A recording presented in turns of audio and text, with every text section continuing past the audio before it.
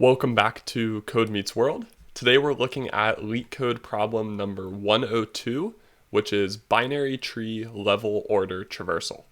So I've got a tree drawn on the whiteboard here, and our task is to print the values in level order. Level 1 would just be this 3. Level 2 would be this 9 and 20, and level 3 would be the 15 and the 7. In this problem, what we need to do is pull out each of the levels into their own array and then concatenate that into one larger array. And then our final solution would be to take all of this and put it inside of a larger array. So it would look like 3, 9 and 20, and 15 and 7 like this. So let me walk through this problem using a breadth first traversal. So I'm going to need a few things. I want to keep track of the level that each of the nodes I add to the queue is on. So I think the way I'm going to make my entries in the queue is, and this is the root that I'm adding to start, I'll put the value of the node, and then I'm also going to put what level that node is at. And the levels I will put as 0 as the root, and then each level down will increase by 1.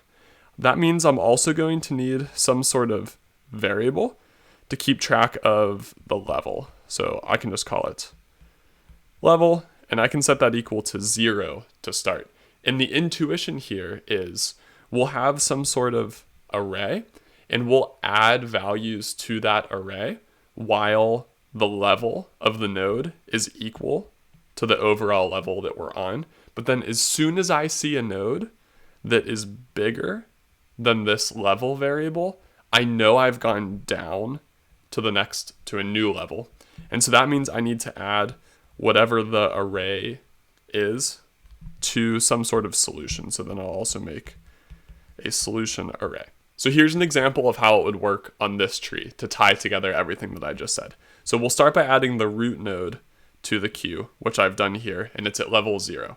So then I begin my breadth first traversal. So I'll pop off the value that's on the queue, and let me just write it down here so we still have it. And the very first thing I ask myself is, well, does the node exist? Because if it's none, we don't want to do anything. But it does exist, and the level is 0. And that level of 0 is not greater than the level that we want to be working on right now.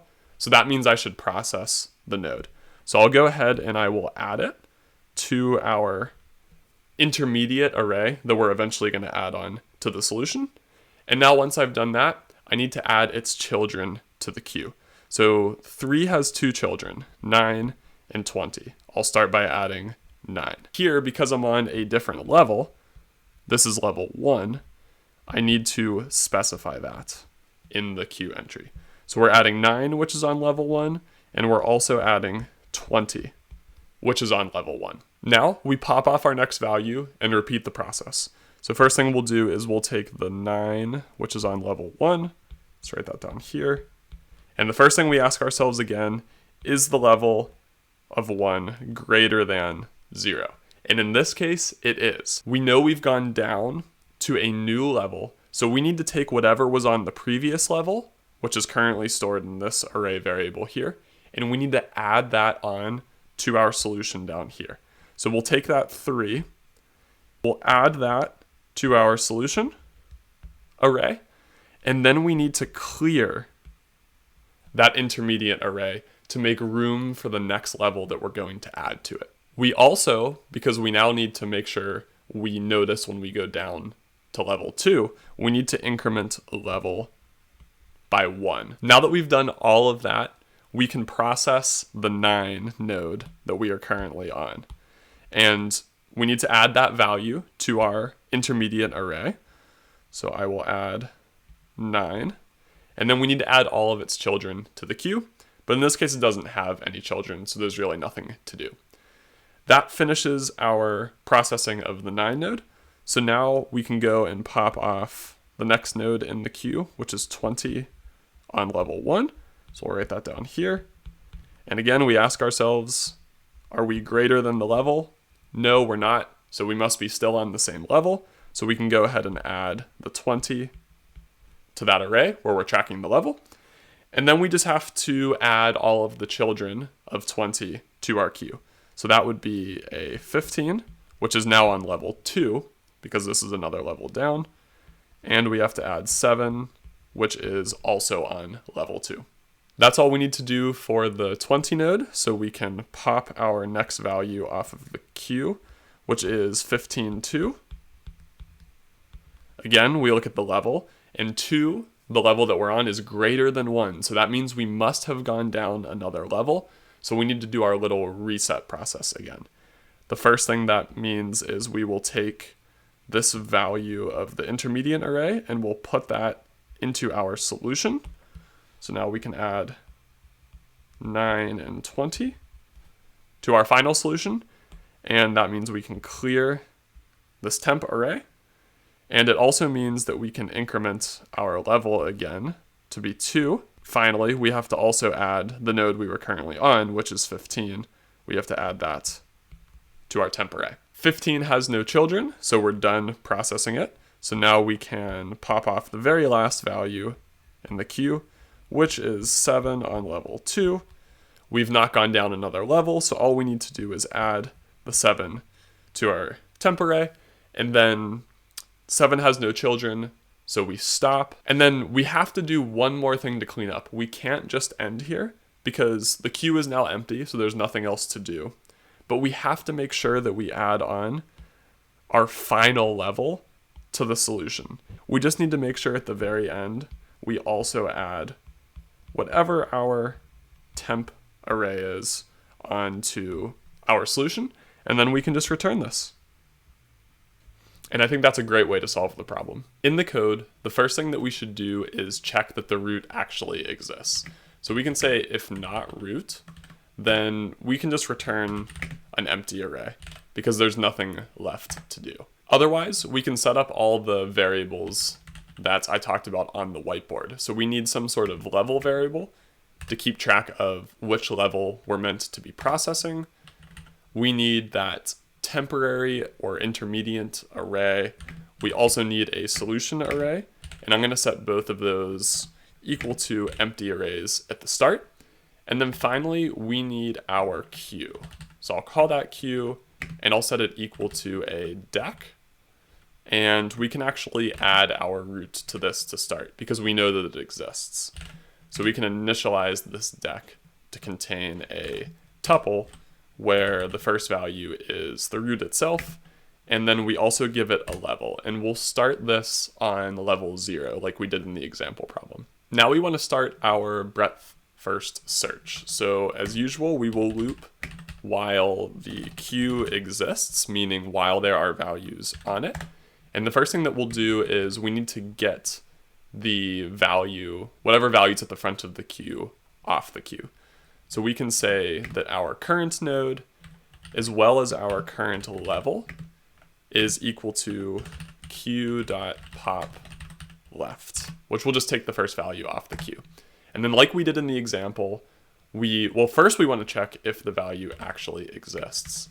So we first have to check if current, which is just checking if it's not none, because if it is none, that means it was a case where the child, whether it was left or right, didn't exist. And if we only want to process if current exists. If it doesn't, we'll just skip all of this. It's been removed from the queue and the while loop will continue. But if current does exist, then also like we did in the example, we want to say if current level is greater than our sort of global level variable. And if current level is greater, that means we've just gone down to the next level in the tree. So if you recall, we need to do 3 things. The first is we need to append our temp array to our solution. So we can say solution.append array. So we haven't actually done the part where we add things to array, but we're going to do that in a second. But when we've gone down to the next level, we want to append our temp array to solution because it will contain the whole previous level. We then want to increment level by 1, so we can check, so it's ready to check when we reach the next level after the one that we just entered. And then finally, we need to clear the temp array. So we need to set array back to an empty list. Then, regardless of if we've reached a new level or not, we have to process all nodes that we see the same way when we visit them. And that's by first adding their value to our temp array, which is keeping track of the current level. So we can say array.append and then current.val. And then we need to add all of the children of this node to the queue so we can process them next. This is just a tree, so there are only up to 2 children, left and right. So we can say queue.append, and I'll do this twice. So first I'll add the left child. And so what we want to append is actually a tuple, like we did at the start, where the first value in the tuple is the node itself. So that would be current.left to get the left child. And then we need to add the level that this node is on, which is going to be 1 greater than the current level that we're at. So we can say current level plus 1. And then we're going to pretty much do the exact same thing for the right child. So we'll add the right child to the queue, and again, its level is 1 greater than the level that we're currently at. Then a really important final step that we can't forget is after the while loop finishes, and it's meaning the queue is empty, we have to remember that the array variable is going to contain our last level. So in this case, the 15 and the 7, and we need to make sure that that gets added to the solution. So we can say solution.append, whatever's in that array variable, and then we should just be able to return solution. So let's run this code, see if we made any errors. It's looking good, passing all 3 test cases. So now I'll submit. And there we go. We see that this runs in 11 milliseconds, which is good for 98th percentile, which is excellent. So I think this is about as fast as you can do it with a breadth-first traversal. Let me know in the comments down below if you have any questions, and I will see you in the next video.